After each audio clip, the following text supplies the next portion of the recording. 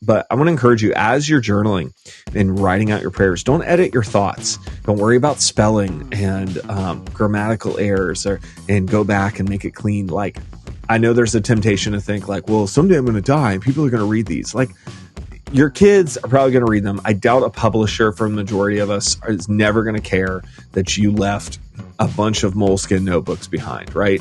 They're going to end up being passed down and down. Your grandkids are going to read them, and they're going to be like, oh, grandma didn't know how to spell responsibility. Ha, ha, ha. Like, they're not going to think less of you and your character because you couldn't spell whatever, right?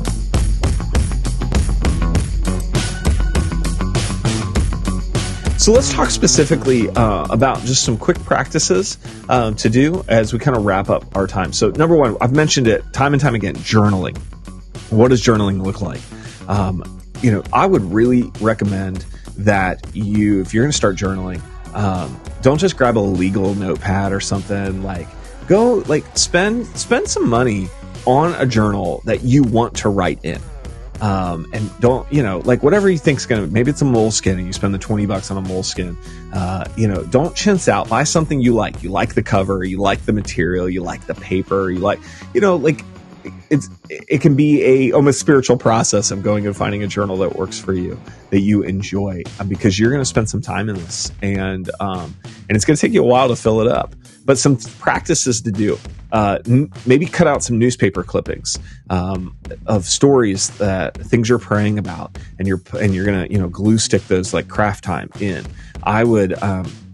Where if I'm praying, I would actually print some Instagram photos that I had made. Like, I would take those and actually print them and then glue stick them into a journal. And I have a journal that has, while I was praying on vacation or what I was journaling or where we went and we prayed and did this. And I've got that in the journal as well.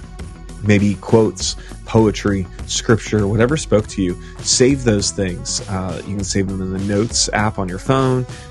Use Evernote, OneNote, a lot of different even free options out there that you can track all those. Trello, you can track a lot of those things in there. I have a shortcut on my phone where I just hit a button, it opens up a bar, type it in, it drops it in Trello as its own thing. And then if I'm journaling, I can just add that into the journal later on. And maybe prayer requests and then answered prayers. So you're journaling all of this. Prayer requests and answer prayers, to track those. Maybe you're using a highlighter. When they get answered, you're going to highlight it in yellow. Man, that prayer was answered. Wow. Oh, wow. And you can look back for years to come. But I want to encourage you, as you're journaling and writing out your prayers, don't edit your thoughts. Don't worry about spelling and grammatical errors, and go back and make it clean. Like, I know there's a temptation to think like, well, someday I'm going to die and people are going to read these. Like, your kids are probably going to read them. I doubt a publisher, for the majority of us, is never going to care that you left a bunch of moleskin notebooks behind, right? They're going to end up being passed down and down. Your grandkids are going to read them, and they're going to be like, oh, grandma didn't know how to spell responsibility. Ha, ha, ha. Like, they're not going to think less of you and your character because you couldn't spell whatever, right? And so just let it go. Like, stop editing your thoughts. Stop being a perfectionist in those moments. Section out your thoughts. Header it, whatever you need so you can flow through it easier. And then remember, like, you're just tracking your journey with God and seeing how far you've come. And I look back on journals that I did when I was going through a really difficult time at a church. Back, 10 years ago or so. And I can look back at that and go, wow, God, you've brought me through that. Like, you answered that prayer. It took 10 years, but you answered that prayer. And man, I was really angry. Whew, I was hot there. Oh man. And perspective, time gives you such great perspective.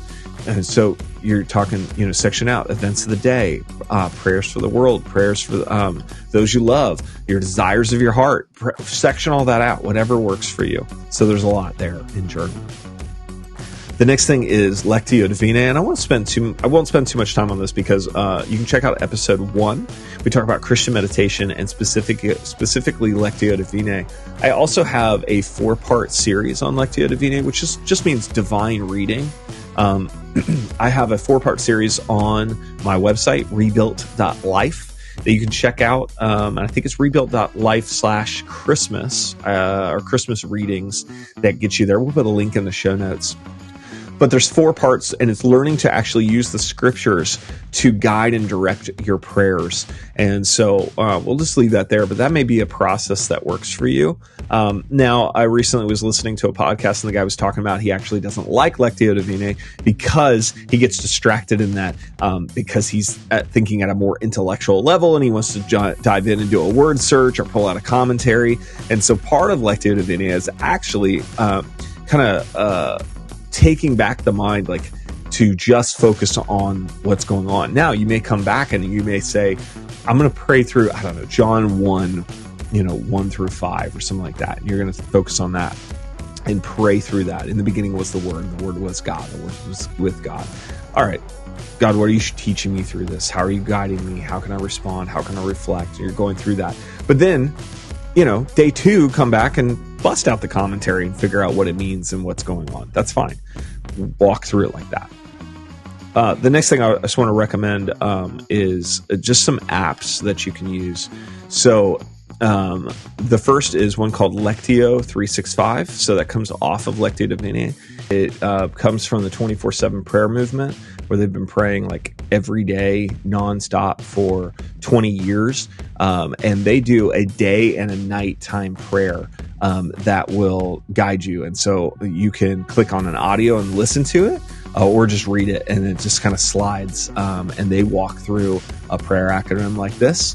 And then they give you some historical things to think about. But it's pretty good to walk through it. There's also a family version of that to help you walk it through with your family.